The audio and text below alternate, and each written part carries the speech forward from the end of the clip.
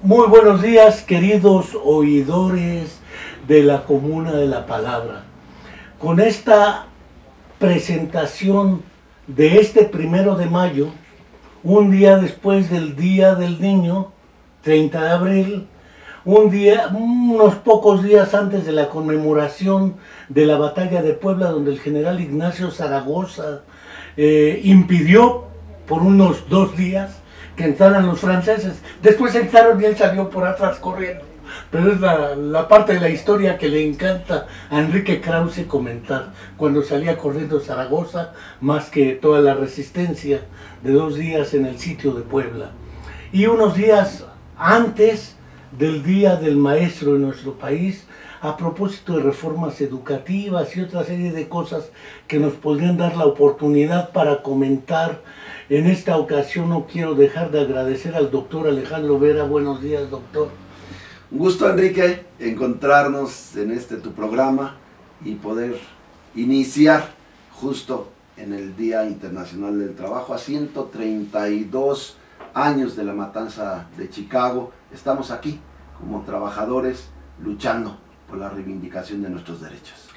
Pues ya escucharon la primera entrada, que el candidato a gobernador del estado de Morelos por el partido Nueva Alianza, ya comentaremos algunas cuestiones al respecto, pero no cabe duda que esta fecha sumamente relevante, y no quiero dejar de señalar, como lo hacía regularmente en mi programa de radio que llevaba en la UAM, bueno, el programa que tenía la administración, porque antes de que lo empezara yo, Carlos Garza lo llevaba, y creo que vale la pena no dejar de señalar que una semana más y tenemos la mentira histórica ahora magnificada por los 3 chamacos de cine del estado de Jalisco, en Guadalajara, que fueron presuntamente, según otra similitud de mentiras históricas, levantados, confundidos por el narco,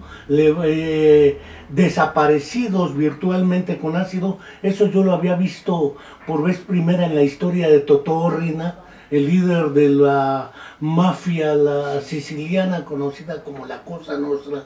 Desaparecían en ácido a sus adversarios. Parece ser que han ido progresando de tiempo a las mafias para desaparecer, pero esa es parte de la información que emite la Fiscalía. Un pésame a los padres de estos 3 jóvenes. No quiero dejar de saludar, como lo hacía cada 8 días, a Angélica, mamá de Viridiana. Seguimos esperando a nuestra querida estudiante de la Facultad de Psicología de la UAM, Viridiana, y pues entremos en caliente. Y voy a empezar por el lado más espinoso del asunto.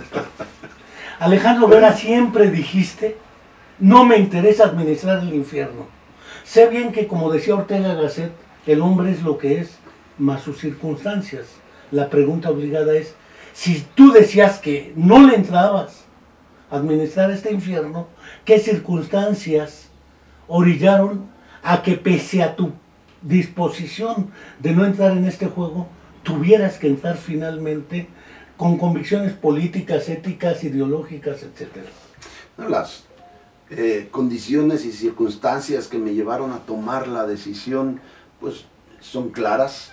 Me parece que el hecho de que se haya iniciado una persecución en mi contra, después de haberme pronunciado y expresado en relación con los crímenes que subyacen a las fosas de Tetelcingo y Jojutla, pues quedó al descubierto el horror, justo el infierno y la imposibilidad que tenían y que siguen teniendo las víctimas del delito y sus familiares de poderle dar un cauce político para que el Estado asumiera su responsabilidad. Me parece que esta situación fue una situación que hizo que yo empezara a reconsiderar mi decisión de no participar dentro del espectro político electoral y asumirme como un actor político social. Lamentablemente creo que se fueron cerrando las posibilidades en la universidad de seguir impulsando una agenda, toda vez que después de haber presentado yo una comparecencia en la PGR para señalar probables hechos de delincuencia de algunos actores que estaban lastimando a las jóvenes y a los jóvenes universitarios, el gobernador atrae el caso, lo cierra, da carpetazo y usa políticamente a una serie de actores y niega la posibilidad de que sigamos desde la Universidad Autónoma del Estado de Morelos, impulsando una agenda ético-política. El hecho de no poderle dar continuidad a un proyecto socialmente responsable en la universidad, de cancelar el programa de atención a víctimas, de reducir la participación y casi extinguir la participación de la universidad con los pueblos, con las organizaciones sociales, al prácticamente retirarnos de la Asamblea de Pueblos Permanente de Morelos, el hecho de no darle voz y espacio a una serie de actores que lamentablemente habían encontrado en la universidad la posibilidad de encauzar sus luchas en contra de megaproyectos y de modelos económicos que están deteriorando los territorios y que le dieron también en el espectro político-social la oportunidad de sumarse con académicos, sumarse con científicos, sumarse con gente relacionada a muchas actividades que venía impulsando la universidad y que ahora prácticamente esa situación se haya cancelado en la universidad, pues me lleva a tomar esta decisión. Una decisión en donde dices la única manera es de probar, es de encauzar y es de hacer que la agenda de las víctimas, la agenda de las organizaciones, de los pueblos, de las comunidades, en resistencia y en lucha social, se suma dentro de esta coyuntura electoral. Y para mí el proceso de elección que estamos viviendo no es una elección para arribar a un puesto de manera oportunista, sino para posicionar una agenda y sobre todo abrir la oportunidad para que esta agenda quede como una agenda no solo en el Estado, sino como una agenda nacional. Es decir, no solo hay motivaciones personales, no solo hay motivaciones de carácter afectivo-emocional, porque en esta violencia tu esposa, por el hecho de serlo, porque su militancia política no es la misma, hubo sido agredida, amenazada, etc. Es decir, no solamente subyace la idea de el desquite, digamos el término, o la vendetta ante la violencia, sino que percibes que de no ser tú, ninguno otro de los candidatos que hoy suspiran o aspiran a ser gobernadores podrían atender lo que señalas. No, nadie se ha interesado en la agenda de las víctimas. Ahí tienes a todos los candidatos que de alguna manera tuvieron desde la posición que ocupaban la oportunidad de manifestarse, de expresarse, de condenar los hechos, de elevar la denuncia y la protesta social a las instancias correspondientes. Me parece que no lo hicieron, y no lo hicieron en algunos casos por complicidad con este gobierno criminal, y en otros casos pues no lo hicieron por mantener ciertos ámbitos de confort, por no confrontarse, por no expresarse de una manera clara y contundente contra este autoritarismo, toda vez que muchos de ellos pues recibían favores y prebendas. Me parece que también esa es otra razón importante que yo consideré, el hecho de que nadie estaba recogiendo la agenda, particularmente de víctimas y de pueblos. Es curioso porque esto me va a llevar a una pregunta como cuando anunciaban el aceite 3 en 1 o la Santísima Trinidad de la Iglesia Católica. No tengo un Cristo aquí, pero hubo una época en que tengo una colección de más de 40 Cristos, de madera, maché, etc. Pero yendo a esa versión de la 3 en 1, implicaría tres cosas. Muchos de quienes están contigo me han preguntado, ¿y por qué no se fue por la vía independiente? Por ejemplo, una posibilidad. La segunda posibilidad, ¿por qué primero que si el Humanista, después que el partido, el PANAL, finalmente por el Partido Nueva Alianza, por el que te candidateaste, y algún tiempo estuvieron planteando algunos, ¿por qué no por Morena? Es decir, ¿qué circunstancias políticas, ideológicas y de naturaleza coyuntural llevan a que tú, como una persona ciudadana, porque no eres militante de ningún partido, salvo que no lo sepamos, y tú tengas ahí en tu historial una membresía, como yo fui del Partido Comunista Mexicano, pero antes del 85, lo cual quiere decir que ya está uno medio madurito, pero el asunto de ¿por qué no por la vía independiente? ¿Por qué no por Morena? ¿Y por qué sí por esta vía, que es la del Partido Nueva Alianza, o en su momento que se anunciaba el Partido Humanista? Bien, bueno, lo primero, me parece que esta decisión que yo tomé fue una decisión que en principio con varios actores sociales y políticos de nuestro estado, y cuando digo actores políticos no quiero decir militantes de partidos, sino actores realmente políticos sociales de la entidad, pues valoramos, analizamos y consideramos que había que subirnos al espectro con nuestra agenda, con nuestro proyecto y con nuestras causas. Y esto se da justo en el momento después de mi detención, cuando de compañeros y de grupos que estuvieron visitándome durante mi arraigo domiciliario. Ahí es donde tomamos la decisión y decidimos apostarle justo a una vía partidista, no porque no consideráramos la candidatura independiente, sino que ya habían pasado los tiempos y durante el tiempo el registro de candidatos independientes pues no habíamos considerado encauzar la lucha por la vía electoral.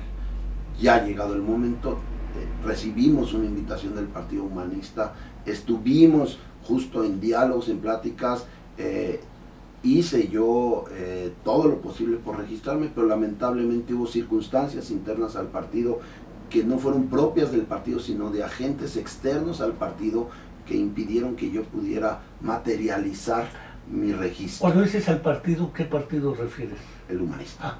El Humanista. Y ahí fue donde quedó en stand-by mi registro. Después del rompimiento de Nueva Alianza con el PRI, se abre la posibilidad, y en esa coyuntura es que yo, al aceptar la invitación del Partido Nueva Alianza, también se libera la posibilidad de que el Partido Humanista registre a los candidatos que no había podido registrar. Es decir, se estaba condicionando de alguna manera a mi salida para que se pudieran dar los registros de los demás candidatos. Y obviamente el Partido Nueva Alianza acoge no solo mi candidatura, sino la agenda, que fue condición fundamental, y esa agenda la asumen con valentía, la asumen realmente con mucha responsabilidad, y al ser un partido que nos da una cobertura nacional, pues ya no hubo problema para que se diera mi registro, y tampoco hubo presiones por parte del Estado para que impidieran mi registro. Ello significaría que en las pláticas, en la negociación, en los acuerdos con el Partido Nueva Alianza, te dieran tus grados de libertad para que tú decidieras por quién votar o no, en el caso de la candidatura presidencial. Porque eso supone que si el Partido Nueva Alianza va en coalición con el PRI en el ámbito federal, esto implicaría que no se te condicionó tu voto a favor, por ejemplo, del candidato del PRI para la presidencia de la República. Ni se me preguntó, ni se me pidió, ni se me sugirió que a los grupos que se han venido sumando y que se han visto reflejados en esta postulación, pues fueran inducidos a ello, y algo que yo jamás haré. Me parece que nuestra lucha es muy clara, nuestro posicionamiento es muy claro, y ahí pues me voy a mantener.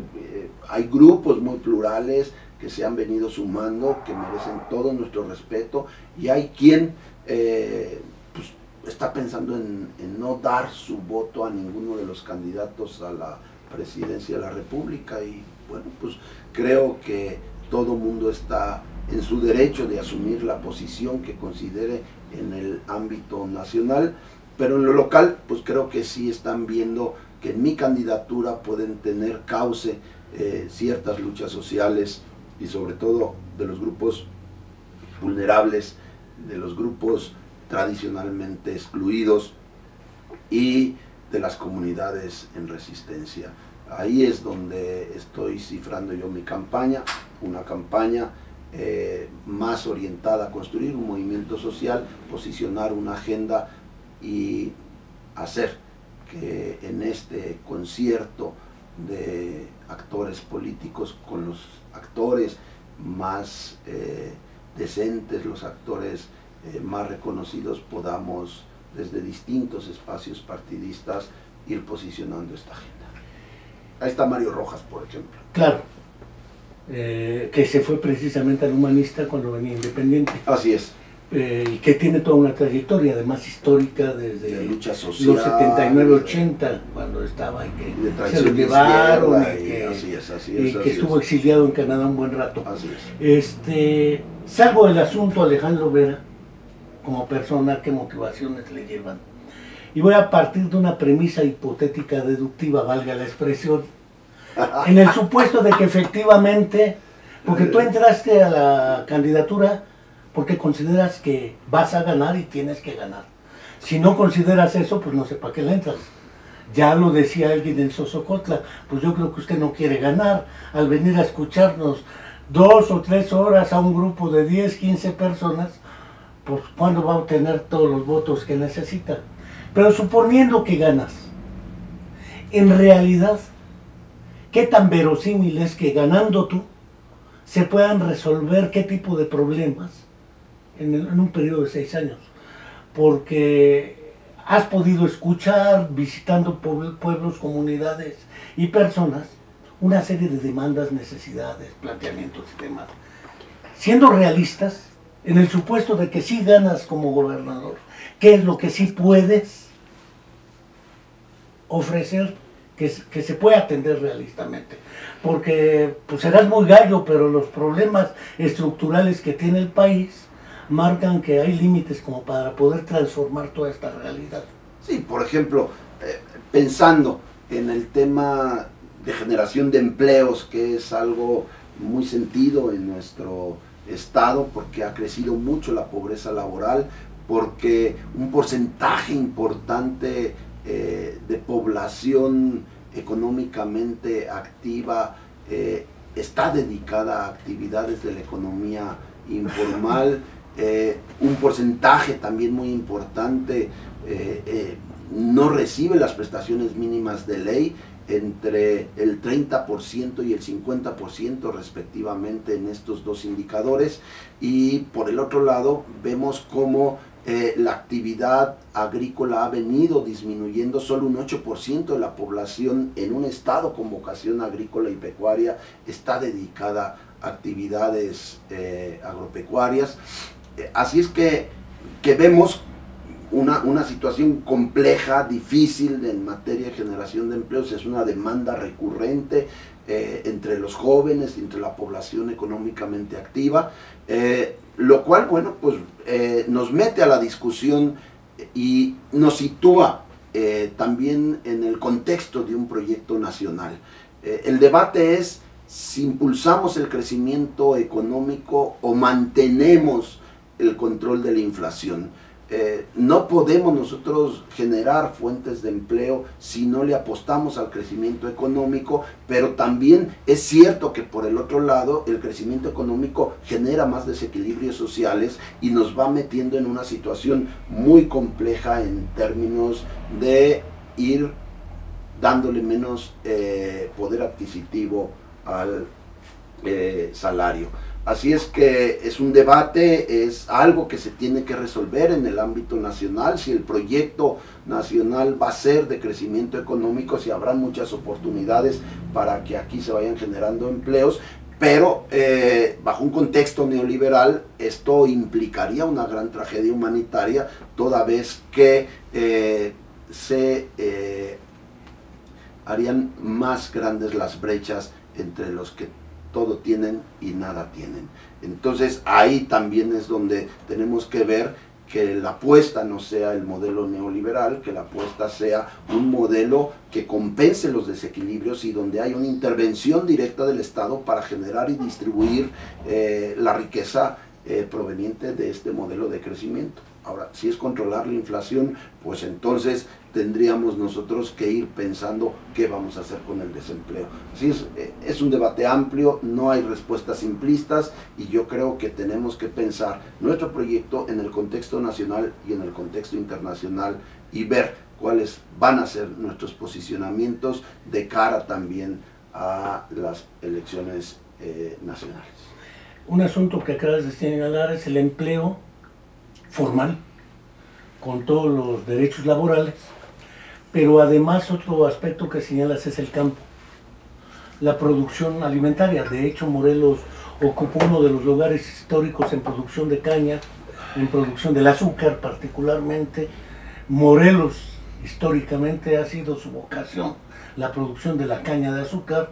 El famoso estadio de Zacatepec era de los cañeros precisamente, pero por ejemplo el asunto de seguridad, no solo de seguridad en sentido policíaco, militar, sino la seguridad personal de que, por ejemplo, la compañera que está atrás de cámaras tenga la certeza de que sale a la calle y no la van a hostigar, no la van a asaltar. Esa seguridad psicológica de perder el miedo a estar en el lugar equivocado, el momento equivocado, el día equivocado, como lo estuvo Juan Francisco Sicilia, como lo estuvieron los 3 estudiantes de Guadalajara, como lo han estado muchas personas que están en el lugar equivocado, el día equivocado, a la hora equivocada. Pues México, creo que nos equivocamos de país. ¿Qué planteas ante ese asunto? Sí. Quiero cerrar con la otra parte. Mi apuesta sí es a generar empleos dignos, empleos formales y particularmente una apuesta a contrarrestar y compensar desequilibrios sociales que se puedan ir generando en un modelo de crecimiento económico con responsabilidad social. Así es que estoy por el empleo y particularmente para los jóvenes, estoy por el empleo para que los jóvenes puedan dedicarse a aquellos para lo cual se han formado y tienen vocación.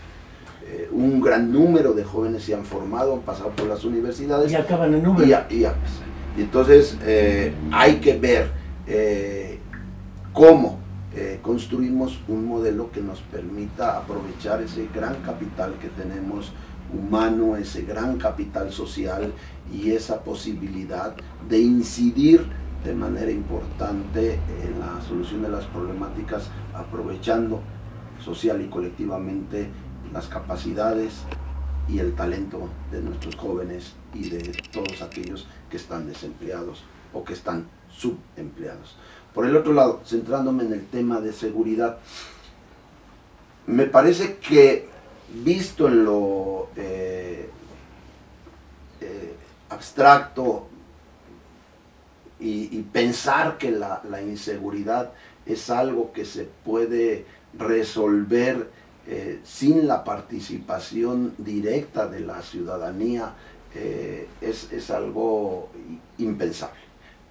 Creo que considerar la incidencia delictiva, las zonas de riesgo, la percepción de inseguridad, la percepción de la dinámica institucional por parte de las instituciones encargadas de procuración de justicia, los niveles de impunidad, los niveles de corrupción que se tiene de los cuerpos policíacos, la percepción del mando único, todo ello nos lleva a diseñar una estrategia totalmente distinta a la que se ha estado diseñando y que implica necesariamente escuchar, implica considerar las percepciones y el nivel de victimización de la población.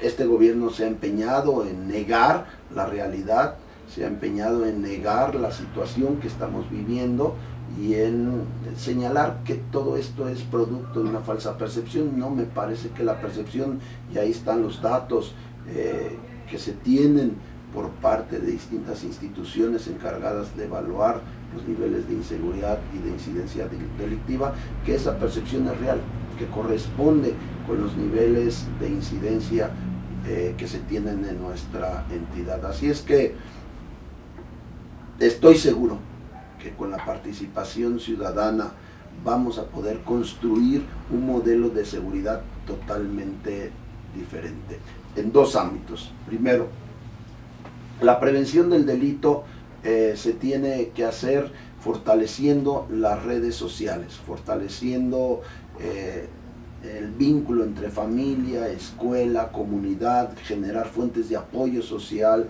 generar esquemas de intervención psicosocial y psicocomunitario en las colonias, en los barrios, etcétera, bajar el consumo de alcohol y drogas entre los jóvenes y reducir cada vez más el consumo entre adolescentes que a más temprana edad lo están haciendo, fortalecer la relación entre la familia, las relaciones parentales, relaciones entre pareja, relaciones de las familias con la escuela. Yo creo que son modelos que poco a poco nos van a ir ayudando a reducir los niveles de riesgo y potenciar los factores de apoyo para prevenir conductas delictivas.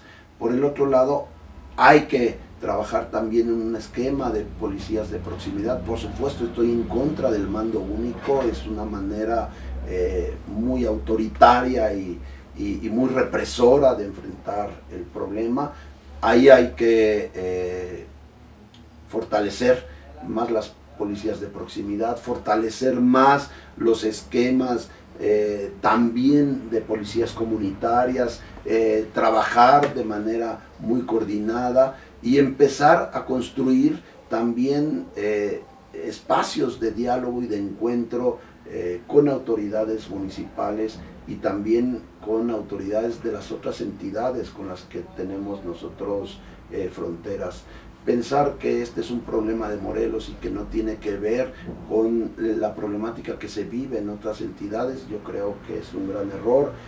Poner un cerco militar para que no pasen de Guerrero, como si la población guerrerense fuera una población de criminales, y tratar de construir un muro en lugar de generar puentes de comunicación, de interacción y de construcción de un tejido social entre estados, y darle la posibilidad también a los ciudadanos de otras entidades federativas que puedan transitar libre y seguramente a nuestro estado y de aquí hacia otros estados, pues no, me parece que es algo prioritario. El problema de la seguridad tiene que ver con un contexto más amplio y ahí tenemos que trabajar de manera decidida.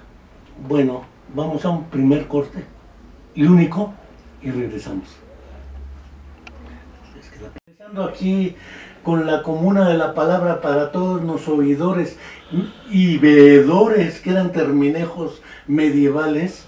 Oidores, hasta existía la función del oidor, era el que escuchaba las quejas de la población y venía el escriba a transcribir en texto lo que la población se quejaba ante el oidor. Pero valgan esas referencias para el ego de la supuesta cultura, y regresamos porque estabas en la cuestión de la seguridad. Uno de los candidatos dijo, pues cierro el mando único, otro dijo voy a poner policía de proximidad, otro candidato.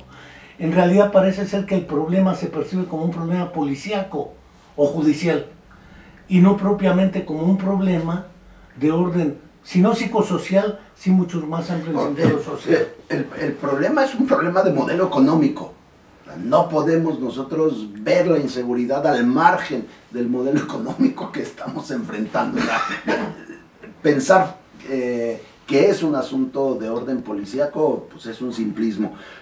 Pero bueno, esto tiene que ver con un debate amplio que tenemos que dar como sociedad nacional, y si le vamos a apostar a otro modelo, y si vamos a construir un modelo distinto, y nos vamos a ir más por una economía solidaria y de otra naturaleza. Pues bueno, es un debate que trasciende el ámbito del Estado. Aquí impulsaré, por supuesto, yo una economía más solidaria. Pero quiero volver a que en este contexto en el que nos encontramos, sí es posible reducir los niveles de inseguridad y de incidencia delictiva, pero considerándolo dentro de un contexto regional. Por eso hablaba de esto. A ver, si me permites tantito, es cierto, sin pensar ahorita en la delincuencia organizada como fenómeno que trasciende a la cuestión de seguridad.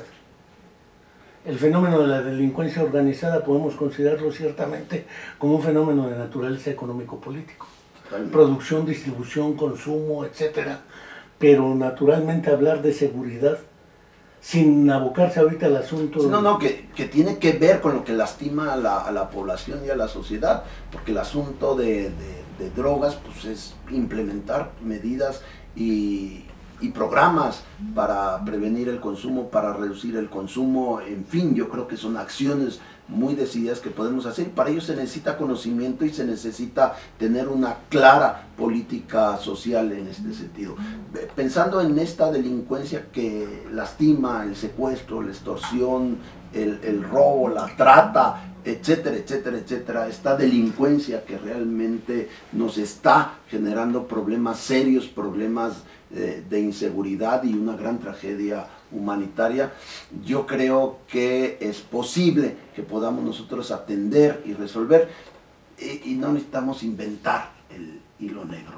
Ahí están modelos que se han ido implementando en otras sociedades, hacía referencia a las mafias sicilianas, ahí están los modelos en Italia, los modelos en Colombia, como el hecho de ciudadanizar la procuración de justicia, cómo darle más autonomía a las fiscalías, cómo darle muchísimo más participación a la ciudadanía para calificar, para generar observatorios ciudadanos en relación con las instituciones encargadas de procuración de justicia, y la manera de reducir la impunidad. Yo creo que es fundamental. Mientras el delincuente siga actuando con la posibilidad de que nada le va a pasar, o la mínima posibilidad de que lo van a castigar, yo creo que esto no va a bajar. Es necesario reducir los niveles de impunidad que tenemos en el Estado. Solamente el 10% de los delitos son denunciados y solamente el 3% de esos delitos se vinculan a algún proceso. Ahí tenemos el caso de las fosas de Tetelcingo y Jojutla. Nadie ha sido imputado, señalado y castigado por esos crímenes, donde está claro que hubo una participación de la autoridad para desaparecer cuerpos que fueron victimados, personas que fueron victimadas por el crimen.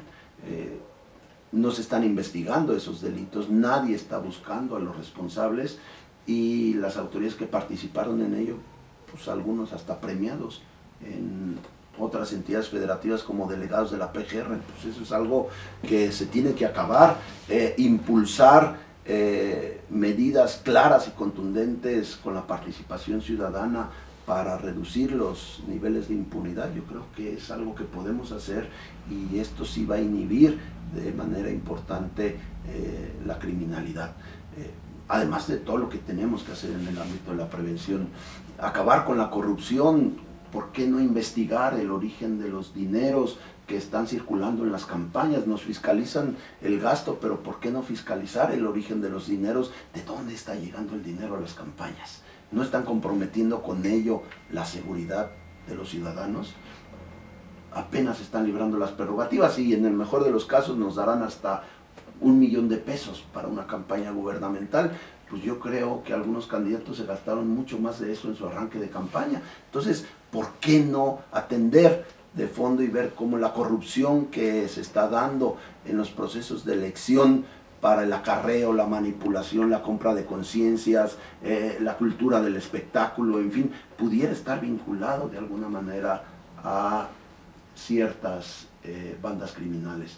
Me parece que ahí está como una hipótesis, que tú lo dices muy bien, no tengo yo los elementos, pero simplemente pues dice, ¿y el dinero que está circulando, de dónde viene y por qué no fiscalizar mejor el origen de ese dinero y no decir, bueno, pues lo están gastando bien, sí, pero ¿de dónde viene?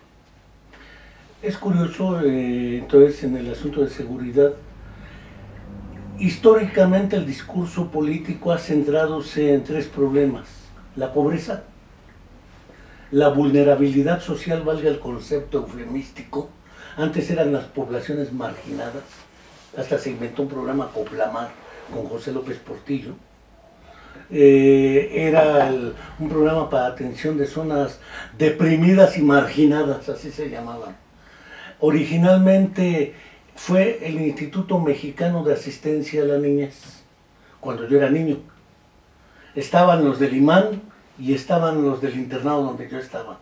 Después fue el INPI, Instituto Mexicano de Protección a la Infancia, y terminó en DIF, ¿sí? Desarrollo Integral de la Familia. Ayer mencionabas algo a propósito del Día del Niño. La infancia ha ocupado desde la creación de la ONU, a través de la UNICEF, por ejemplo, y a través de programas específicos de UNESCO, como el programa Educación para Todos, ¿sí? Y del programa de inclusión de los niños y la integración educativa. La infancia ha sido objeto, lo mismo que la pobreza, de ataques de tiro de precisión, dijera Graco, un tiro de precisión. Graco Ramírez, gobernador de nuestro estado.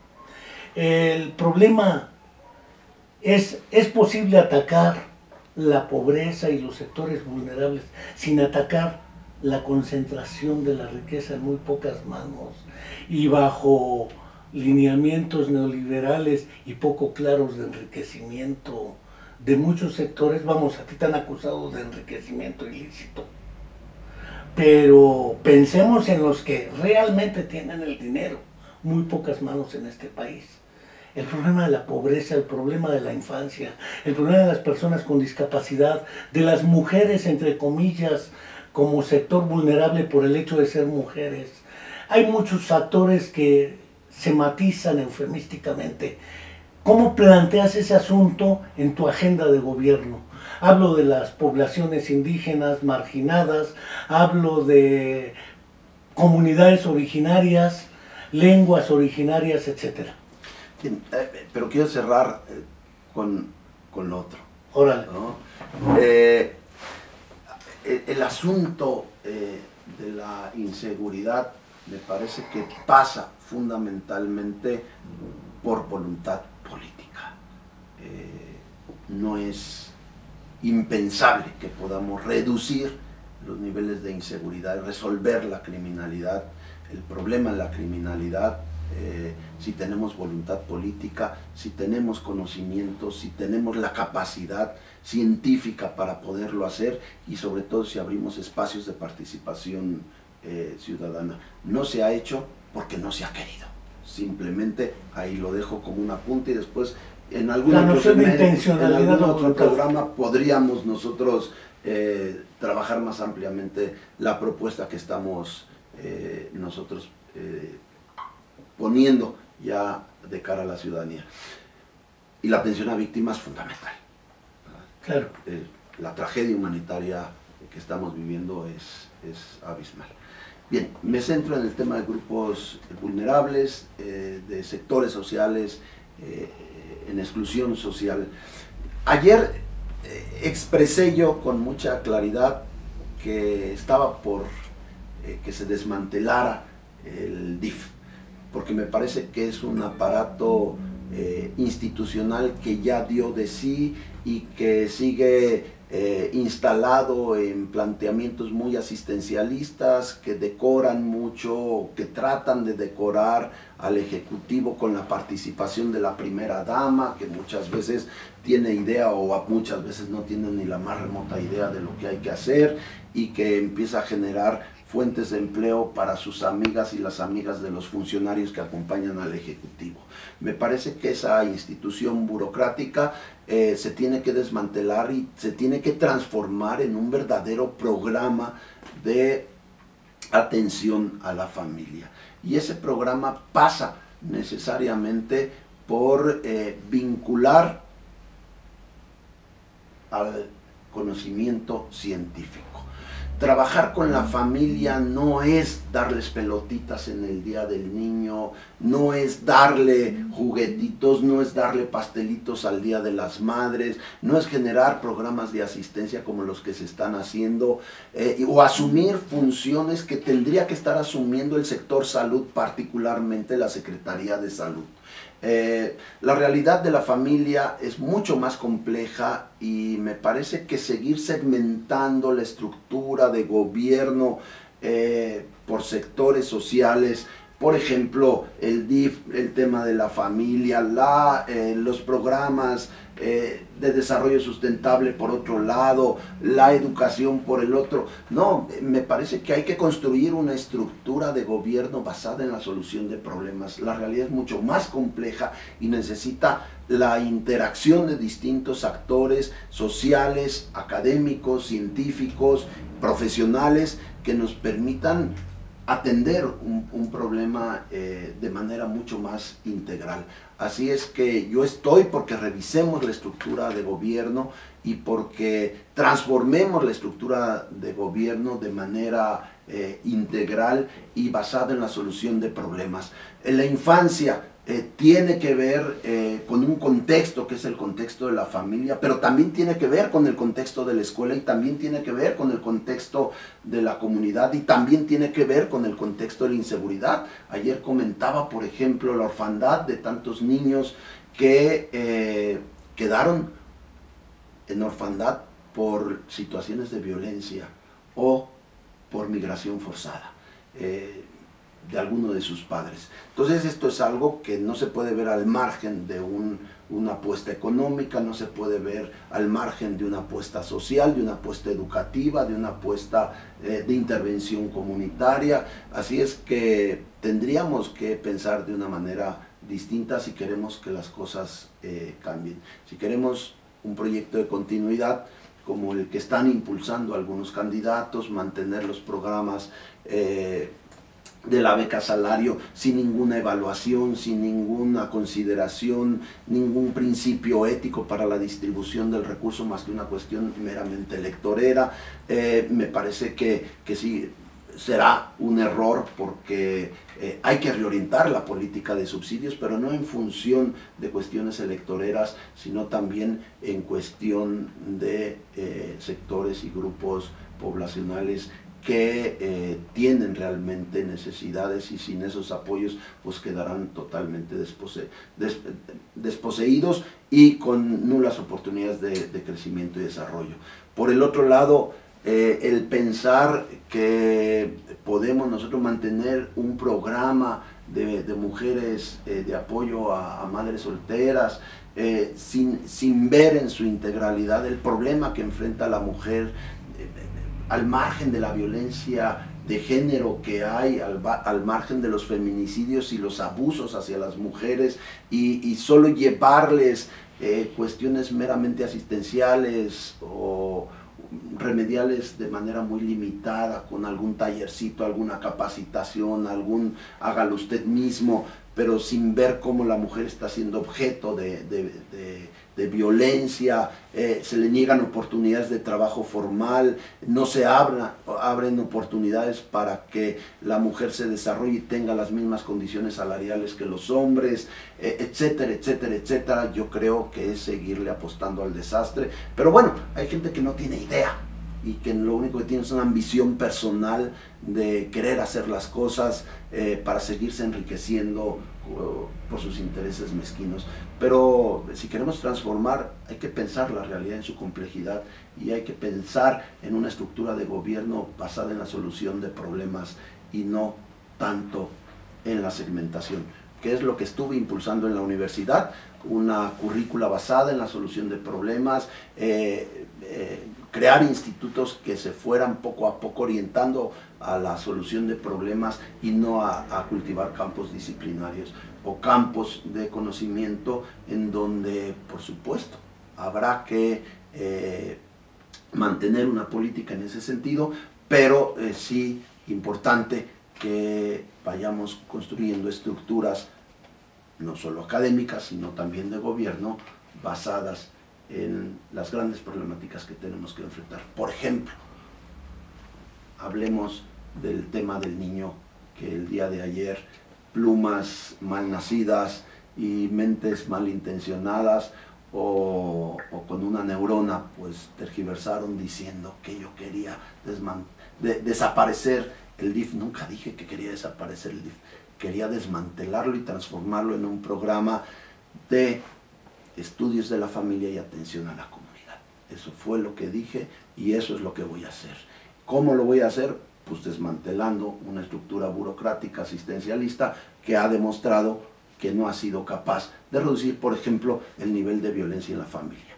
Hoy el nivel de violencia y maltrato infantil que se da en la familia es abismal y los programas que tradicionalmente se han venido impulsando no han sido capaces de reducir esos niveles de violencia en la familia y que afectan gravemente al niño. Es curioso, quizá en otro programa dijeras también ver qué se entiende esto de la estrategia política por solución de problemas y no por secretarías fragmentadas o estructuras fragmentadas. Son dos cosas. Sí esa parte, pero la otra parte es la creación de un instituto de planeación y desarrollo del Estado de Morelos que tenga toda la autonomía y para ello presentaría una iniciativa preferente de participación ciudadana para que sean los ciudadanos los que empiecen a definir los programas y proyectos de gobierno, los empiecen a evaluar y a orientar en función no de criterios clientelares, no de criterios electoreros, sino en función de necesidades normativas que tienen que ser atendidas. Salud pública, que también iría en ese juego. Cierre, doctor Alejandro Vera, porque también la coyuntura te come y te tienes que desplazar. Pero ¿qué quisieras decirle a nuestro auditorio en los temas más cruciales? Vas contra el gobierno corrupto, dices que te antecedió, ¿qué? Y cerramos. A ver, hay temas pendientes que seguramente tendremos que tratar en otro programa. Pero sobre esta cuestión en particular, me parece que si bien hay que investigar y darle los elementos a la Fiscalía para que no actúe por consigna, sino realmente en función de resultados de investigaciones serias sobre cuestiones de corrupción, que estoy seguro que las hubo y que se tienen que castigar y que no deben de quedar en la impunidad, es importante señalar que plantea un gobierno de reconciliación, y un gobierno de reconciliación lo primero pasa por el respeto a los equilibrios de poderes. Son las instancias encargadas de procuración de justicia las que tienen que sancionar y determinar, y por supuesto nosotros tenemos que dar ya como gobierno, en el momento que así sea, pues todos los elementos y facilitar todas las condiciones para que se investiguen estos hechos de corrupción que estoy seguro fueron desmedidos. Pero no solo contra el Ejecutivo, contra el Congreso.